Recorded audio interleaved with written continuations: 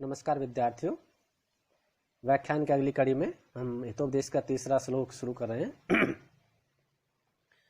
अजरामरवत प्राज्ञो विद्यामर्थं च चिन्तयेत् गृहीते विकेशेषु मृत्युना धर्ममाचरेत्।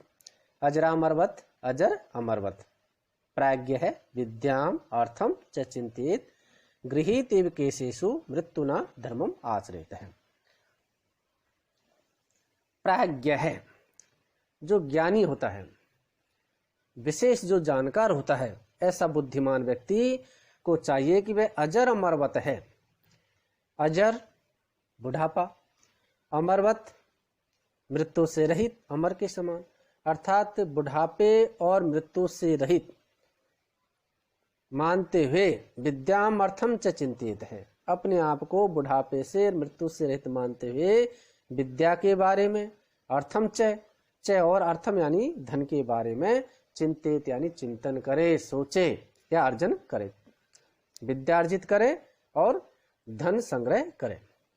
मृत्युना केशेषु गृहीत है, मृत्युना मृत्यु के द्वारा, केशेषु बालों को, गृहीत है पकड़ लिया है, इव मानो तो मृत्यु के द्वारा, यमराज के द्वारा केशों को पकड़ लिया गया है, ऐसा मानते हुए धर्मम आचरित है।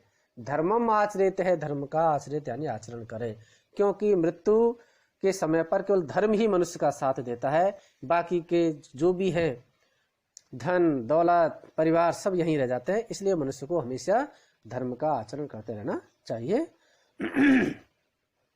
अब ये अपन सब जानते हैं कि संसार में जिसने भी जन्म लिया है उसकी मृत्यु निश्चित है, इसलिए हमेशा मनुष्य को धर्म के बारे में चिंतन करते रहना चाहिए। सर्वे द्रव्येषु विद्यैवे द्रव्यम आहुरनोत्तमम् आहार्यत्वात् नर्गत्वात् अक्षयत्वात् च सर्वदा। तत्व ज्ञान, तत्व के जो जानकार व्यक्ति हैं उनके द्वारा सर्वदा हमेशा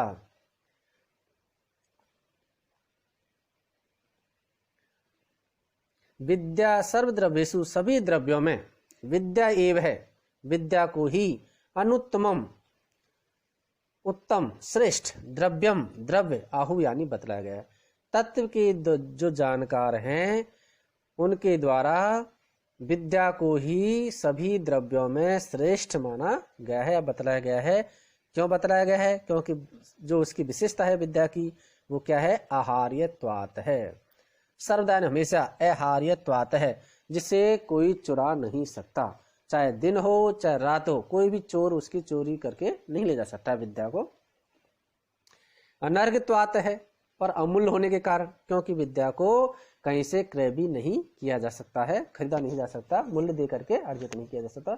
अक्षयत्वात् च, और खर्च करने पर भी जो कभी कम नहीं होती है बल्कि बढ़ती है। इस वजह से ये विशेषता विद्या की, इस वजह से विद्या को सभी द्रव्यों में विद्वानों के द्वारा श्रेष्ठ बतलाया गया है। हिंदी में भी इसी से संबंधित एक दोहा मिलता है, सरस्वती के भंडार की बड़ी अपूर्व बात, जो खर्चे त्यों त्यों बढ़े, बिन खर्चे घट जात।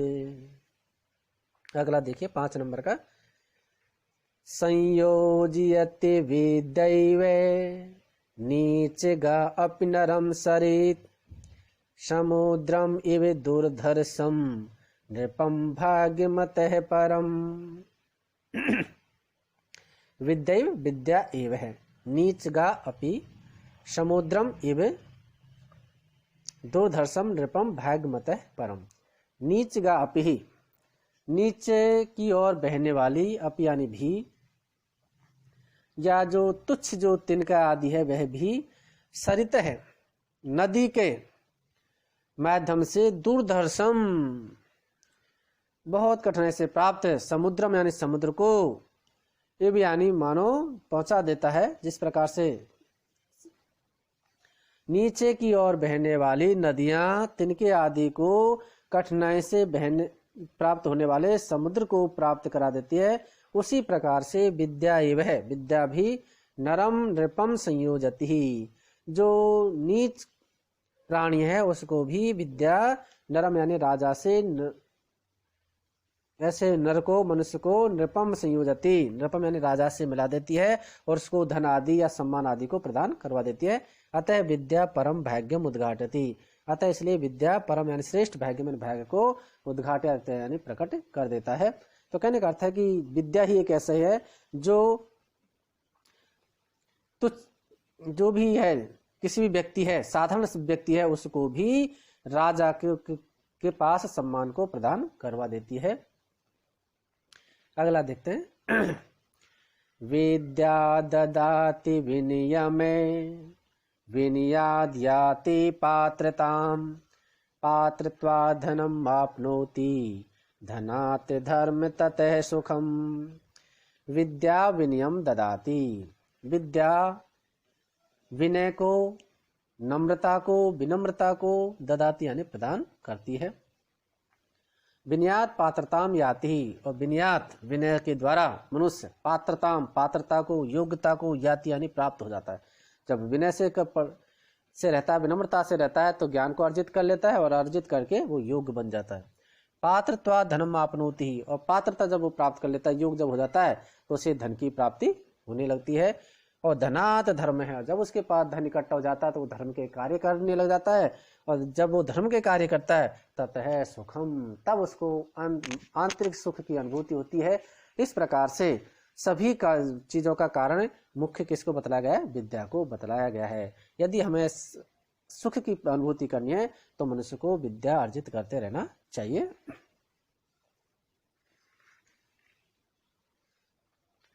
विद्या शस्त्रम च शास्त्रम च द्वे विद्ये प्रतिपत्तिये आद्या हास्याय वृद्धत्वे द्वितीया आद्रियते सदा। शस्त्रम च शास्त्रम च द्वे विद्ये प्रतिपत्तिये आद्या हास्या वृद्धत्वे द्वितीया आद्रियते सदा। तो शस्त्रम च शास्त्रम च, दो तरह की संसार में विद्याएं मानी गई है। एक तो शस्त्र विद्या, हथियार आदि चलाना, और दूसरी है शास्त्र विद्या, आप्त वाक्य आदि, जिसे आप्त विरचित वाक्य समूह से वाली जो शास्त्र विद्या है, यानी जो ग्रंथ है उनकी विद्या है। ये दो तरह की विद्याएं संसार में मानी गई है। द्वे विद्ये प्रतिपत्तिये, ये दो प्रकार की विद्याएं बताई गई है। आद्या वृद्धत्वे हास्य है, इसमें से जो आद्या यानी शुरू की है, अर्थात जो शस्त्र विद्या है वह वृद्धत्वे, जवानी में तो वो ठीक है, लेकिन बुढ़ापे में हास्याय भवती, हास्य यानी हंसी उड़ाने वाली, भवती यानी होती है। लोग देख करके, जब वृद्ध आदमी हथियार लेकर के चलता है तो लोग उसको देख करके हंसने लगते हैं, मजाक उड़ाने लगते हैं। द्वितीय सदा आद्रियते, और दूसरे नंबर की जो शास्त्र विद्या है वह विद्या हमेशा बुढ़ापे में भी मनुष्य को हमेशा आदर प्रदान करवाती है। इसलिए तो सदा आद्रियते यानी हमेशा आदर दिलाते।